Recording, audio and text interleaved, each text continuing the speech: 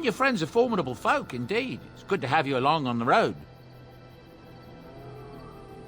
I hear rumour that Orlesian forces that were coming to help us fight the Dark Spawn have been turned back at the mountain crossing. You'd almost think we could use their help against those monsters, though part of me is glad we won't have Ferelden full of Orlesian bastards again. That's what I've heard on the road, anyhow. Take it for what it is. I'm sure you'll be pleased with the goods my boy and I have collected, and with your discount.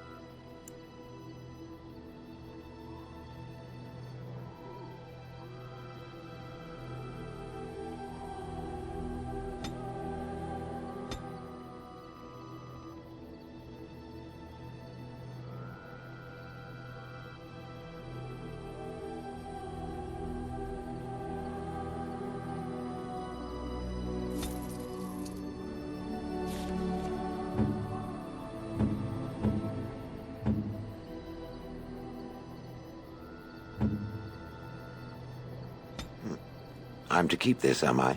Fine.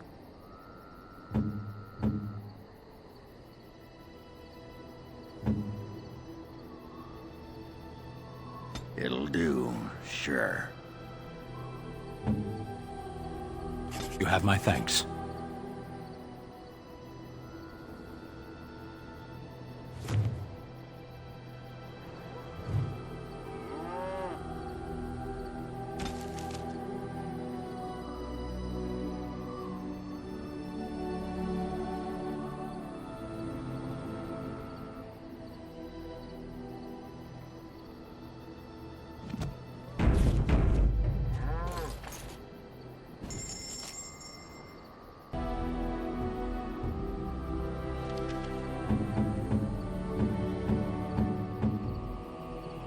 Unexpected. Thank you.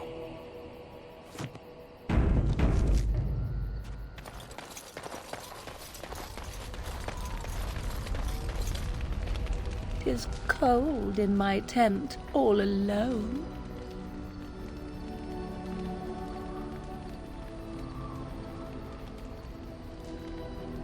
"So you shall come to my tent?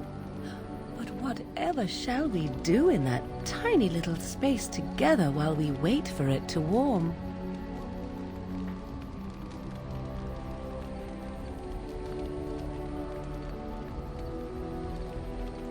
"Good. Then let us waste no more time with foolish talk."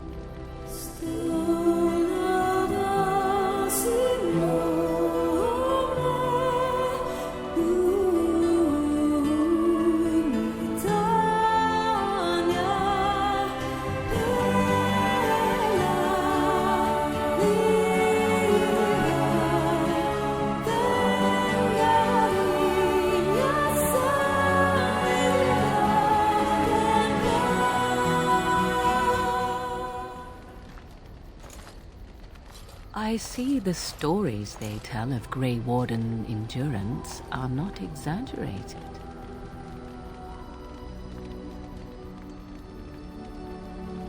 "Not at all. Legends abound regarding such figures as Garahel, sordid though they may be. The unanswered question, of course, is whether the endurance exists because of the taint within you, or because the Grey Wardens are by nature so very healthy. I enjoy the thought that 'tis a little of both.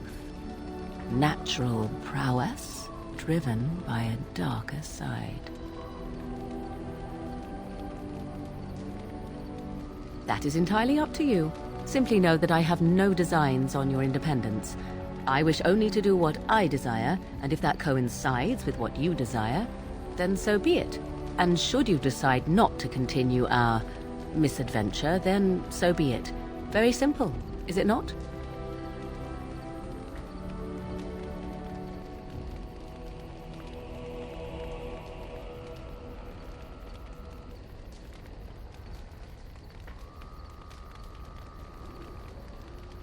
Oh, now you ruin the mood by speaking profanities. Silly man.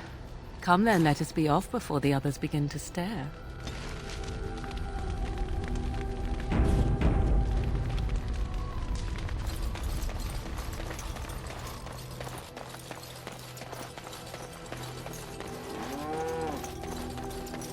You are not quite as callow as I thought. That is unexpected. You're welcome. I caged myself. A weak mind is a deadly foe, as you are no doubt aware.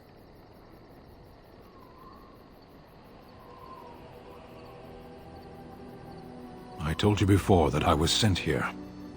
I was not sent alone. I came to your lands with 7 of the Beresad, my brothers, to seek answers about the Blight. We made our way across the Ferelden countryside without incident, seeing nothing of the threat we were sent to observe. Until the night we camped by Lake Calenhad. They came from everywhere. The earth beneath our feet, the air above us. Our own shadows harbored the Darkspawn. I saw the last of the creatures cut down, too late. I fell. I am told no others survived.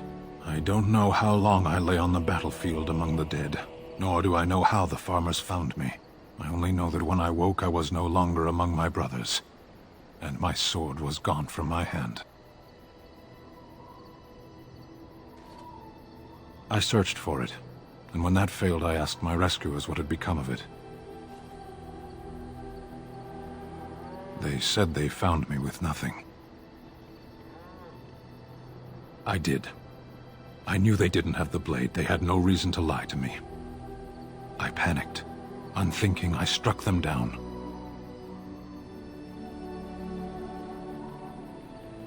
That sword was made for my hand alone. I have carried it from the day I was set into the Beresad. I was to die wielding it for my people. Even if I could cross Ferelden and Tevinter unarmed and alone to bring my report to the Arishok, I would be slain on sight by the Antam. They would know me as soulless, a deserter. No soldier would cast aside his blade while he drew breath.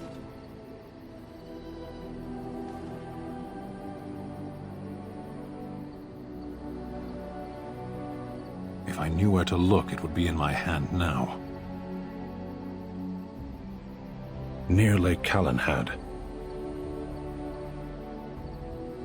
Perhaps those words are empty, but thank you all the same.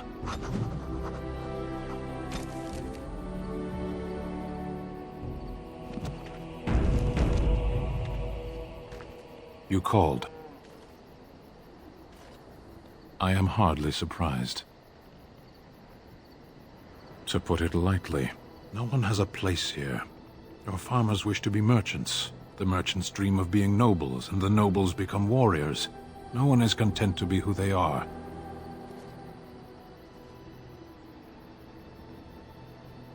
What does that accomplish? The farmer who buys a shop is never a merchant. He is always a farmer turned merchant. He carries his old life with him as a turtle carries its shell.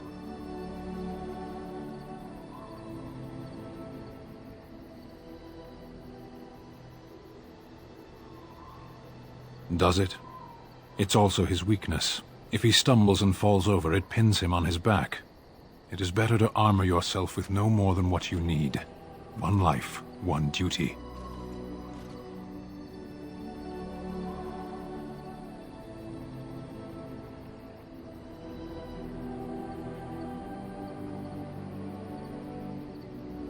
Shall we move on? There is interesting food here. You have a thing. It doesn't have a word in the Kunari tongue. Little baked things like bread, but sweet and crumbly. Yes, we have no such things in our lands. This should be remedied. Shall we move on? Perhaps. It's strange to be in a crowd and hear a language that is not your own. To see faces that are and aren't like yours. I miss the smells of Saheron. Tea and incense and the sea. Ferelden smells of wet dogs.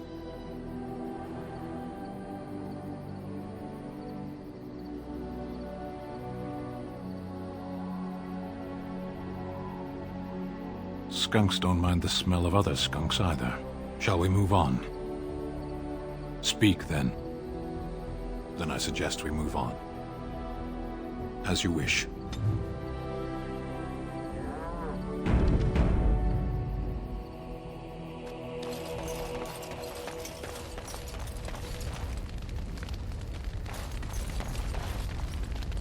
Something I can help with? Yes? What's on your mind? Of course I do. I love stories far too much to keep them to myself. Everyone should be able to benefit from them, I think.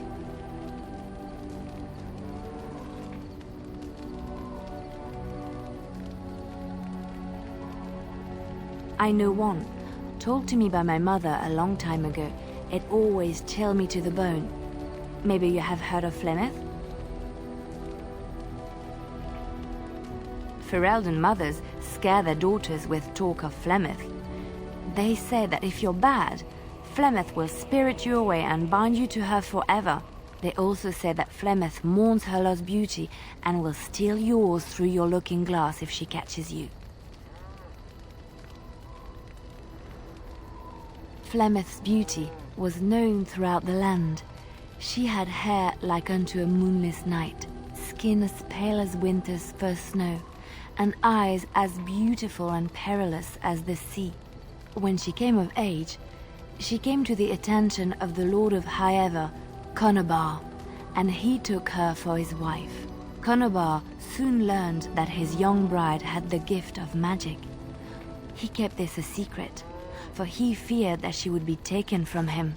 Flemeth stayed with Conobar for some years, and with his blessing, she practiced her art. And then one day, a young poet named Osen came to the castle. Flemeth was captivated by Osen's voice, and he by her beauty, and they fell in love. Flemeth longed to be with her true love, and she and Osen fled from Conobar's lands, seeking refuge in the Kokari wilds with the Chasing tribes. They lived there happily for many a year, till the day Flemeth received news that Conobar was dying and longed to see her face one last time. Flemeth's heart swelled with pity for the man who once was her husband, and begged Osen to return to Conobar's side with her. But when Flemeth and Osen entered Highever, they were captured by Conobar's men, and Osen was slain in front of Flemeth's eyes. Flemeth was imprisoned in the highest tower of the castle, there to await Conobar's judgment on her. Distraught at the loss of her love, Flemeth plotted revenge against her husband. She summoned a fey demon, intending for it to wreak vengeance on Conobar. But a spell went awry. The demon possessed Flemeth. Turning her into an abomination, the halls of the castle ran red with blood as Flemeth slaughtered Conobar and all his men. The last of Flemeth's humanity melted away, and at dawn, she stole back to the wilds to plot and scheme for 100 years. They say she took to her side many Chasing men, and with their help, begat her daughter witches, who even now prowl the dark places of the Kokari wilds.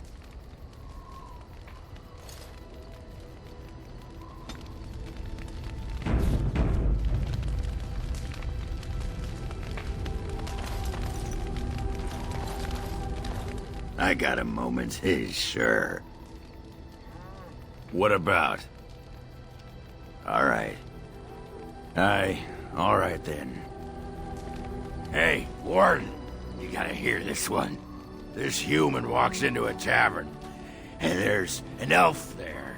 and she says...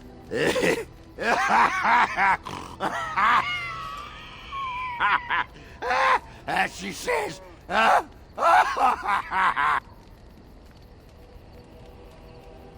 She says, I don't...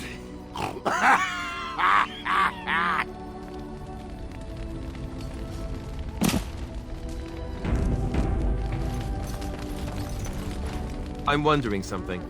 I'd like to know your thoughts about some of our traveling companions. Do you mind if I ask? How about Oghren? You must have an opinion on the smell, at the very least.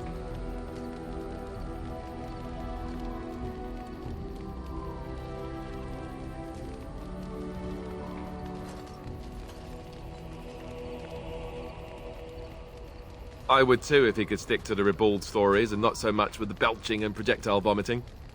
How he lifts his sword is a bit of a mystery, though I suppose the point is that he does lift it, and so long as we can point him in the right direction, he charges too. He has gusto, I'll give him that. Zevran, the elf. You can't trust him, can you? Do you believe his so-called vow?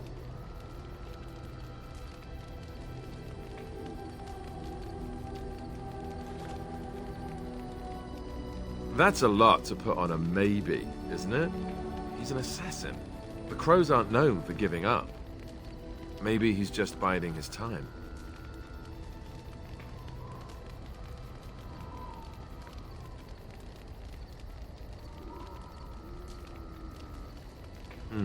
Well, if you are, then maybe I should too.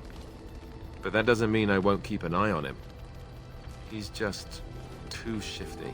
What about Sten? The way he looks at me with those eyes. Creepy. And he's so quiet for someone so big.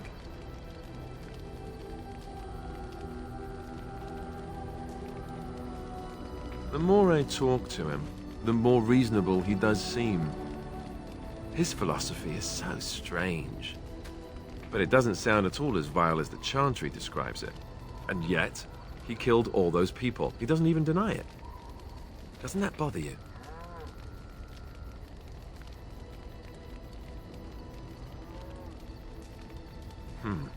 I'm not so sure that his regret means the same as it would for us. The Qunari sense of honor is a bit hard to grasp. For me, anyway. What about Liliana? Is she crazy? Or do you really believe in her vision?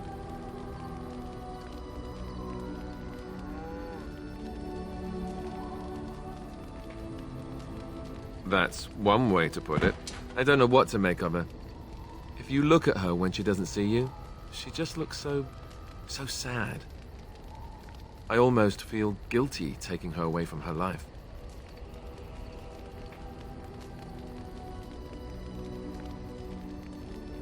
Yes, I know. Still, I feel badly for her.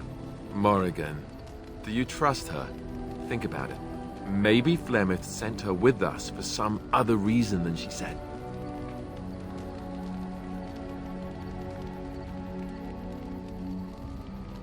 Hello? Have you met her? I think she'd need a reason not to betray us.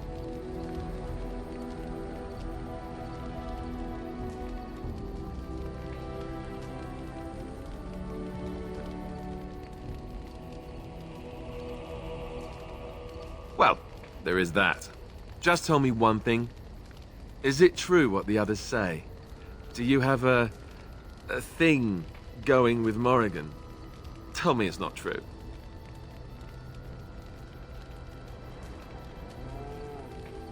You think we have better things to do all day than talk about you? Come on, tell me it's not true.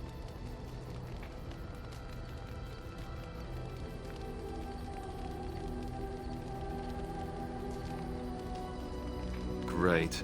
So they were right. Well, it's your funeral. Enough. I think my curiosity is sated. Let's get back to it, shall we? Something on your mind? Of course.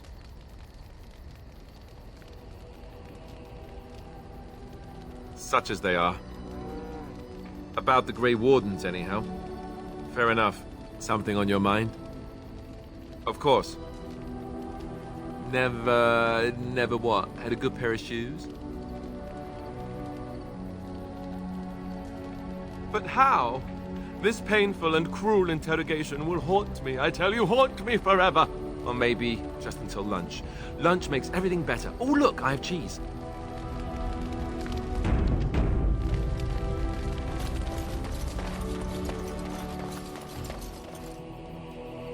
I see it found some augmentation crystals. I was not even aware it knew about them. Well done.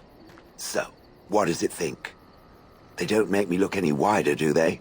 I find I'm already too wide as it is.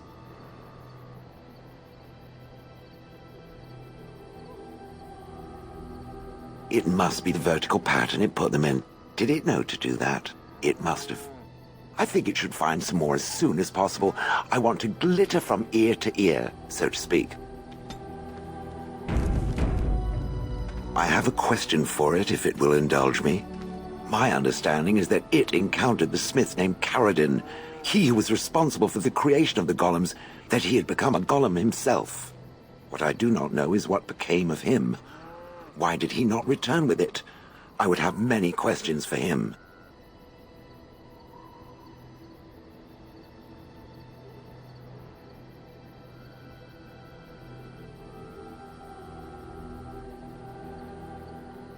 Dead?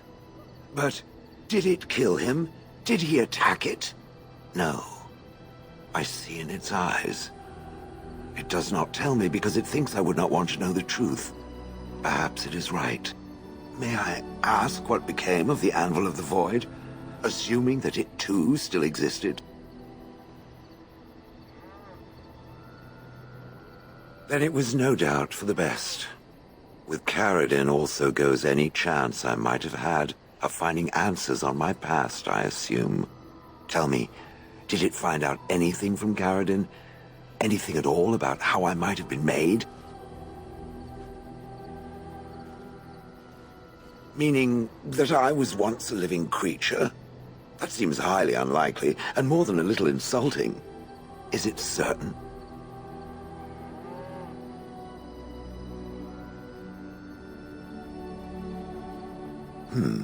Was I forced into this?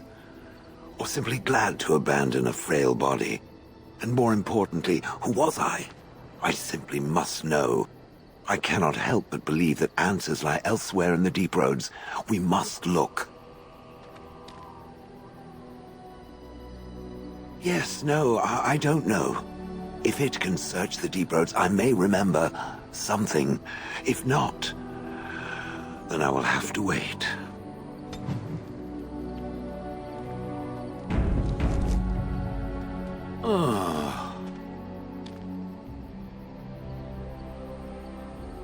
Oh, that. Merely reflecting on the hopeless nature of the task in front of it. The most likely outcome is that it and its companions will become a stain on some rock for the Darkspawn to tread upon. I shall be moved to a single tear by the tragedy.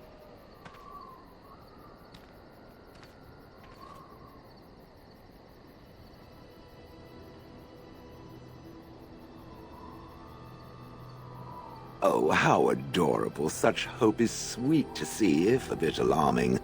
What's that? Did it hear flapping wings? There may be pigeons nearby. We should be alert.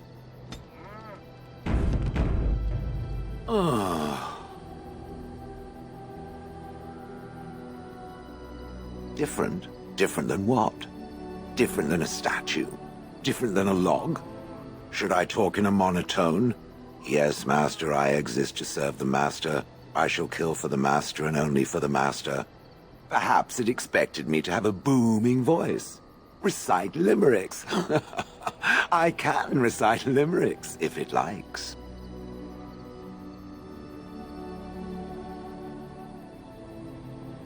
I have never met another golem. I have no idea what one might be like, or why I wouldn't be like them. Why? Has it met other golems? Did they not sound as I do? And now there shall be no more. I suppose it is for the best. I don't know what other golems might be like, but I am already superior by virtue of my free will. This is a good thing.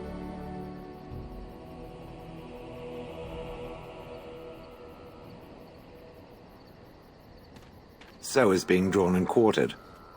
Maybe I'm not the only one with a smart mouth, Now stop talking so much. The wagging of its moist little tongue is distracting.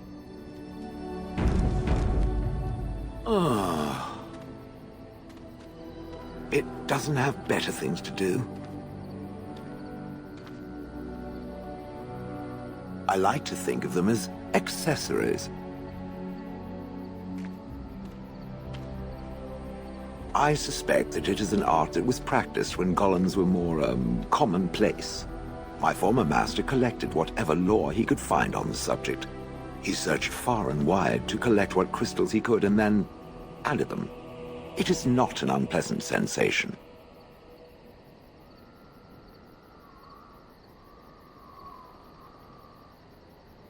So I would assume. My former master enjoyed poking around the ruins in the deep roads after all, and bartering with others who did. As I understand it, the crystals allow me to alter the flow of magic around me. Wilhelm had hoped to turn me into a battery of mana, something he could tap at will.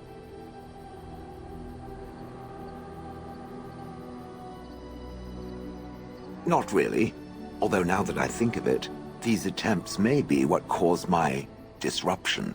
Some of the crystals increase the presence of mana, some absorb or reflect spells. There are various kinds. All I can promise is that should it ever find one of these crystals, I can likely tell it the function and what it would do if added to me. Why not? I don't get to wear clothing and other adornments like the rest of you creatures after all. That answers its question, I assume? Unless it has more. Oh yes, that I remember quite well. My former master, the Mage Wilhelm, he brought me. As I recall, he had acquired some position with whatever lord ruled the land. I, being little more than a glorified possession at the time, was brought along. Oh, how he enjoyed impressing the villagers with me. Gollum snarl at that villager there, be fearsome. And of course, I would have to do it.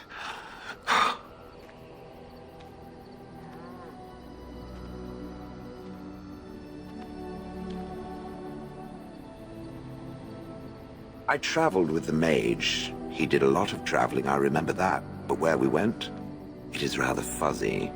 I remember great battles, fighting many humans long ago. They were all very soft and squishy.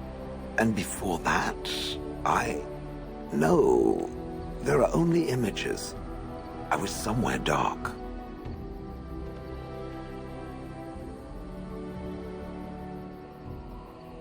I have no idea.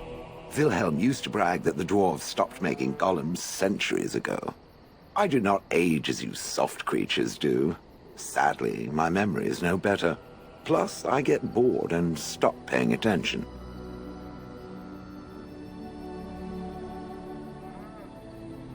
That is where Wilhelm kept me. He wanted me out in the open where I could be frightening like a scarecrow. I was supposed to watch for thieves. Pah! Plus, his wife didn't want me indoors. She said there wasn't room for me. Hag. Humph! I was once larger, 10 feet tall. Then the loathsome hag complained that I couldn't fit through the doors. So the mage had me shrunk down. Can it believe it? And she still wanted me out. With a chisel. And a lot of nerve. He did love using that control rod. Fondled it so much his wife actually threatened to throw it in the lake. Ha! I would have liked to have seen that. Which reminds me, where did it find the rod? Did it pay a great deal for it?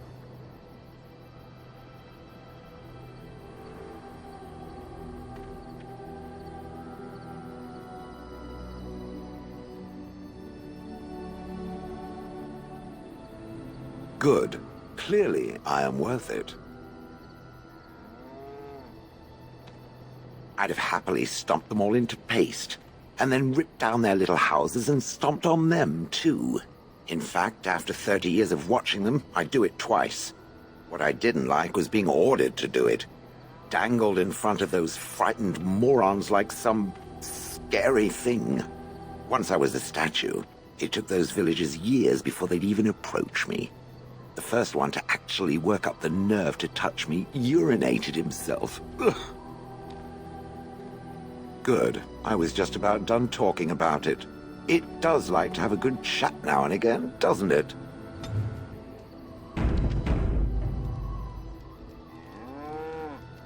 I've watched a lot of humans in my time. It should be aware that I've decided that it is not much like any of them.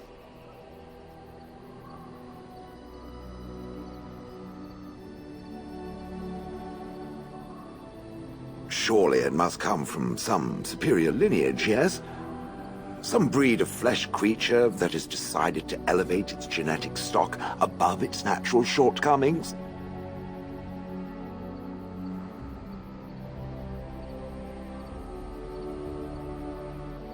Nonsense. It can imagine my surprise discovering such a thing was possible from a creature so soft. But there it is. I would appreciate if it didn't spread around that I said anything. Humans might start to get the wrong idea. They might start thinking their race is not completely hopeless.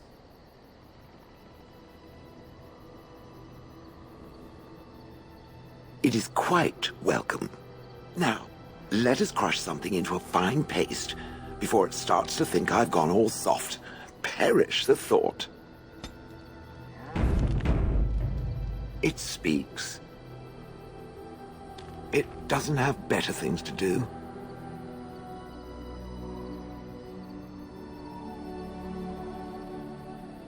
I do not sleep, so yes, and I thank it for reminding me. Try to imagine, if it will, what it would be like to be surrounded by nothing but boring peasants, all oblivious to it.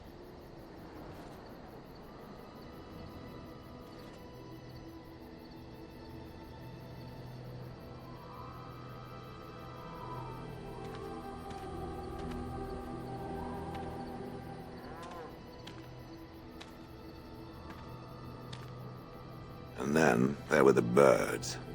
A whole village full of pigeons and ravens and sparrows all perching on me day in and day out.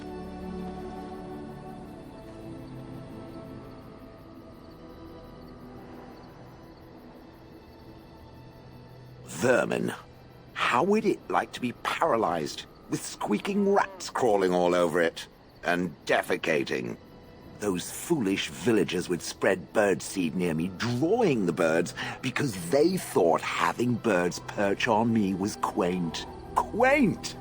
If there hadn't been the occasional kind soul to scour me clean, I don't care to discuss this anymore.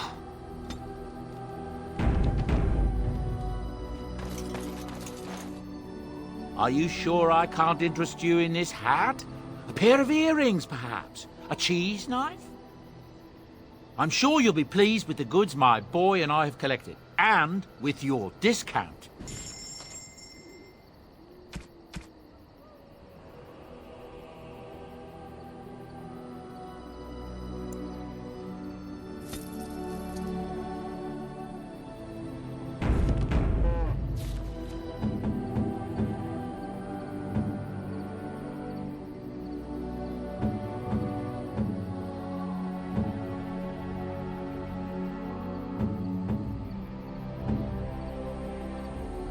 How nice.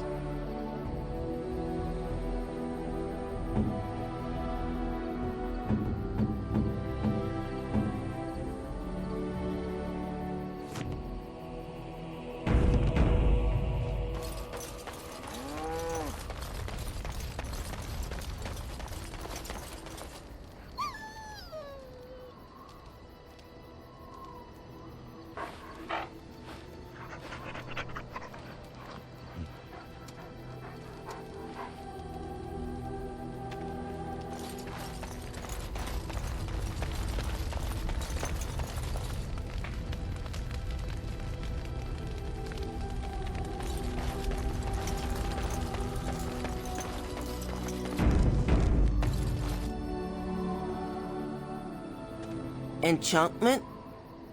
Enchantment!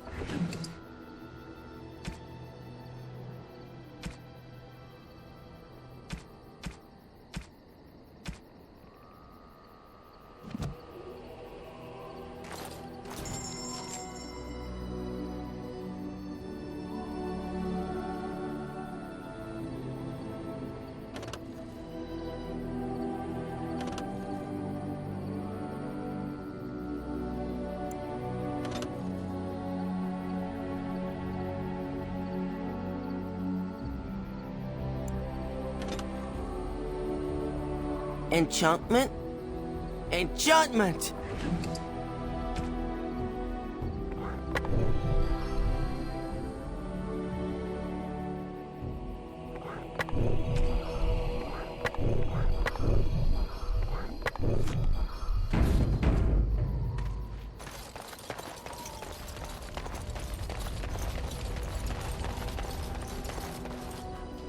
Here I am. Oh, this should be good. Go ahead. Well, the crows would have you believe that it is an involved process that takes years of training, the sort that tests both your resolve and your endurance. Survive that process and maybe, just maybe, you're good enough to start being considered one of them. But quite frankly, the truth is that all it requires is the desire to kill people for a living. It's surprising how well one can do in such a field. I don't know about that. It's simply a slightly different skill set from your average killer as I see it. An assassin simply specializes in striking from stealth, and in maximizing that first attack to be as lethal as possible. Debilitate your foe, either by poison or by crippling their limbs, makes any follow-up combat you need to engage in that much simpler.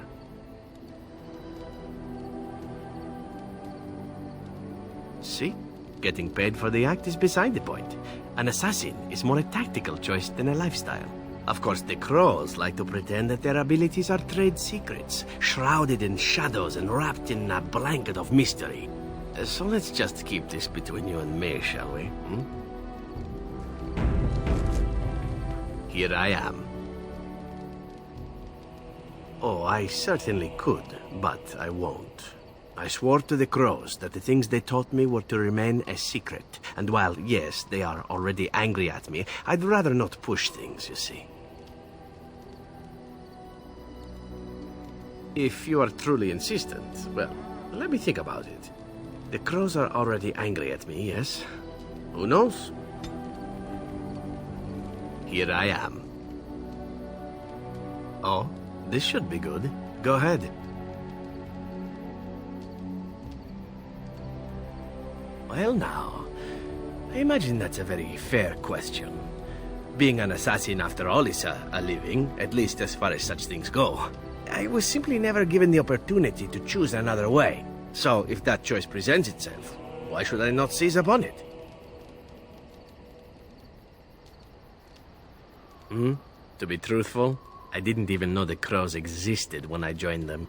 I was but a boy of 7 when I was purchased. For 3 sovereigns, I'm told.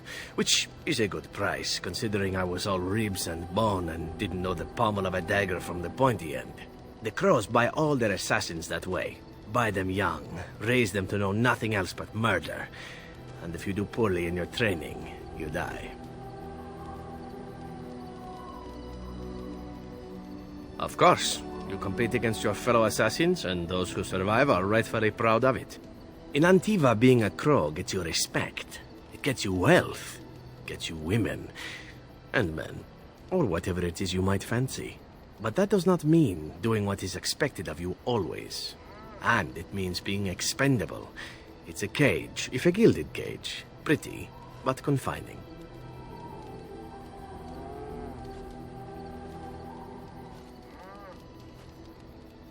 I fancy many things. I fancy things that are beautiful, and things that are strong.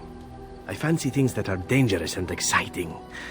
Would you be offended if I said I fancied you?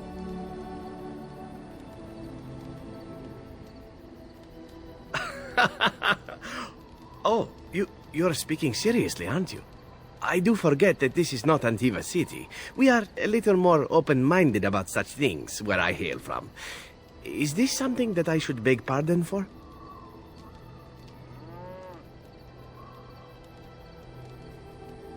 Of course, my mistake. As for what I'll do in the future, presuming that there is one, I truly can't imagine. It might be interesting to go into business for myself, for a change. Far away from Antiva, of course. For now, naturally, I go where you go.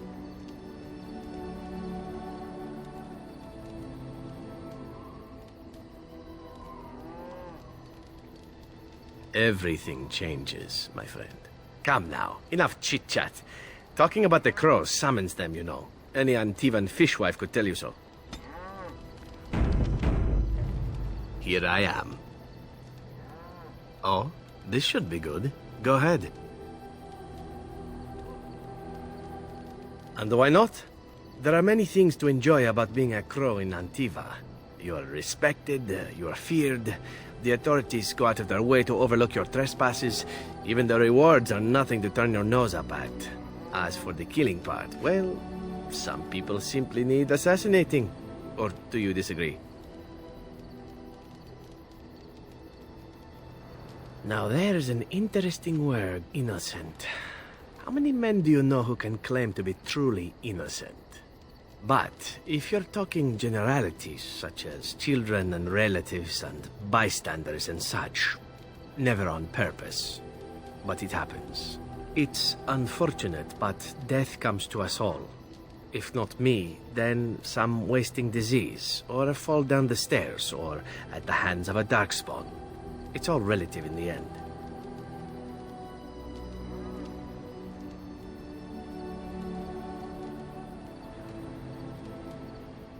Death happens, as we like to say, and when I get paid for it, death happens more often. As far as enjoying the act of killing itself, why not? There is a certain artistry to the deed, the pleasure of sinking your blade into their flesh and knowing that their life is in your hands.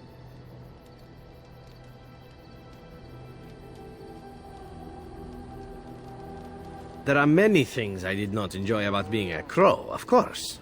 Having no choice, being treated as an expendable commodity, the rules, oh, so many rules. But simply being an assassin, I like it just fine. I will continue to do it if I can, even if I am not a crow. Honestly, could you picture me doing something else? None that I wouldn't get into trouble for performing publicly. Of course, all these thoughts are moot. Chances are still good that you and I will perish, eaten by darkspawn or slain by the crows at some point. Very gruesomely, I imagine. But it is pleasant enough to chat about. Come, let's move on while our boots still have some wear in them. Here I am. Oh, this should be good. Go ahead. Oh, you wish to know about Antiva, do you? The only way to truly appreciate it would be to go there. It is a warm place, not cold and harsh like this Ferelden. In Antiva it rains often, but the flowers are always in bloom. Or so the saying goes.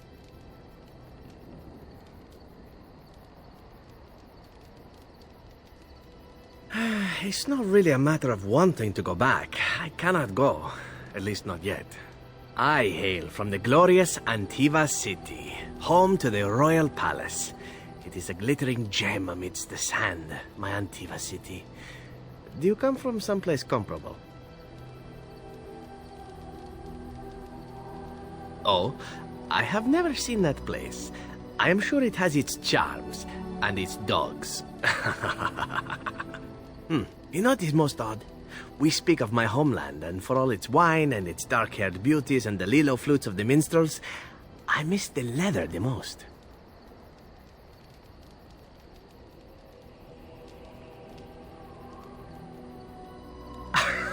It may as well be, but not this once, no.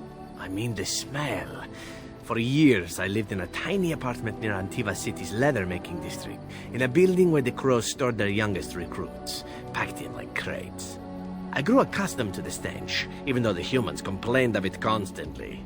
To this day, the smell of fresh leather is what reminds me most of home more than anything else.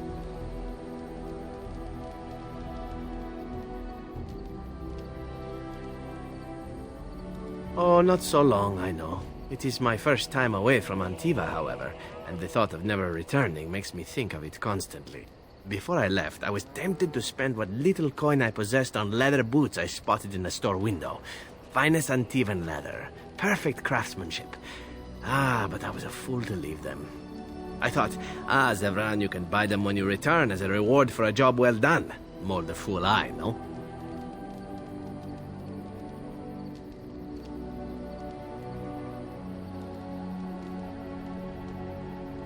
True, and it's a comforting thought. One simply never knows what is to come next. How could I have suspected I would end up defeated by a handsome Grey Warden? A man who then spares my life? I could not.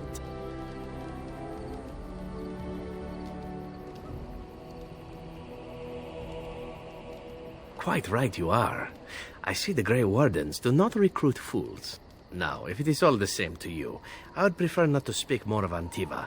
It makes me wistful and hungry for a proper meal. Here I am. Oh, this should be good. Go ahead.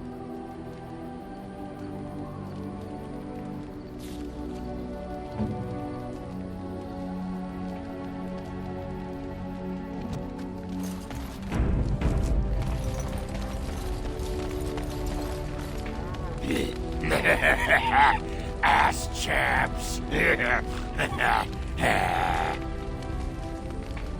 I got a moment, sure.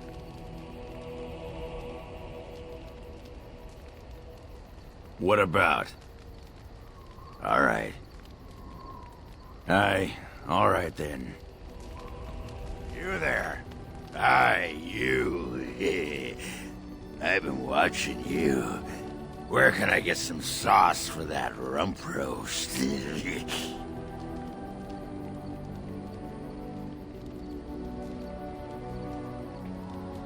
That's right. You've wiped your foot on the Ogren doormat of love. Go and make yourself ready, woman. I'll be right there to see to it.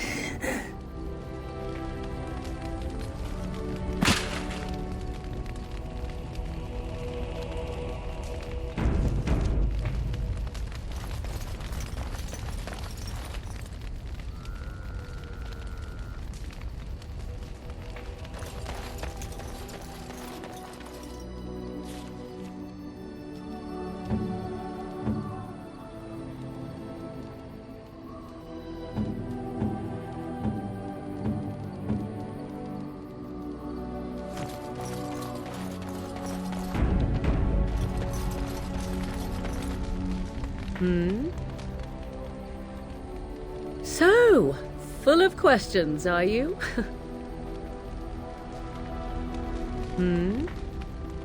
We're in camp, so 'tis as good a time as any.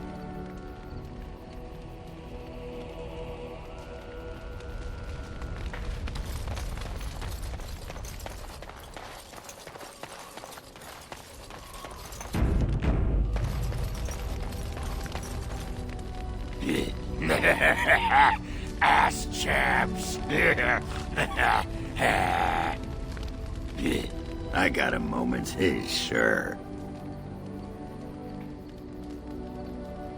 You want to be a berserker? Thought I'd never see the day. I'll teach you. Just be ready. To be a berserker, you have to face your own inner rage. Let the spirit of battle take over.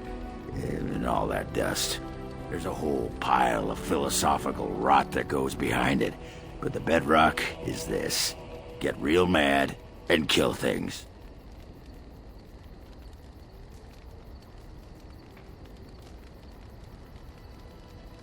What the sod is there to know? You get mad, you fly into battle, and things die. It's pretty simple. The hard part is getting in touch with your rage. We all learn to hold that back. It's why we don't kill every duster who looks at us sideways. You need to shut that off. For some people, being in battle is enough. But others have to think about something. Violence, monsters, nobles, your wife, whatever.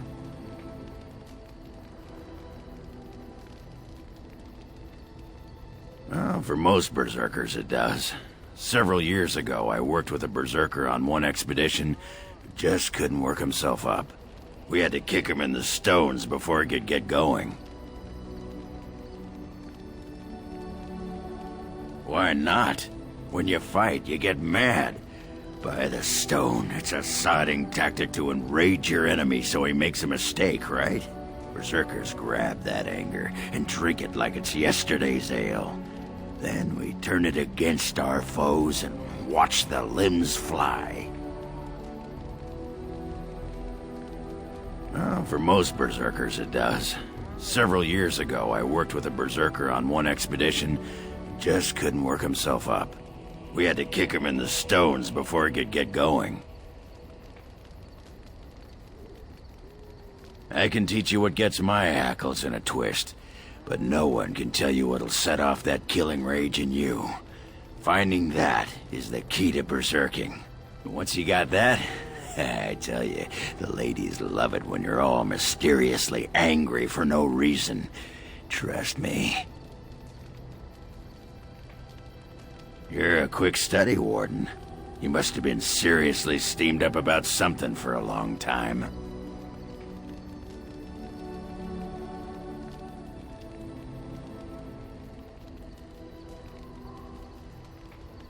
What the sod is there to know? You get mad, you fly into battle, and things die. It's pretty simple. The hard part is getting in touch with your rage. We all learn to hold that back. It's why we don't kill every duster who looks at us sideways. You need to shut that off. For some people, being in battle is enough. But others have to think about something. Violence, monsters, nobles, your wife, whatever. Aye, all right then.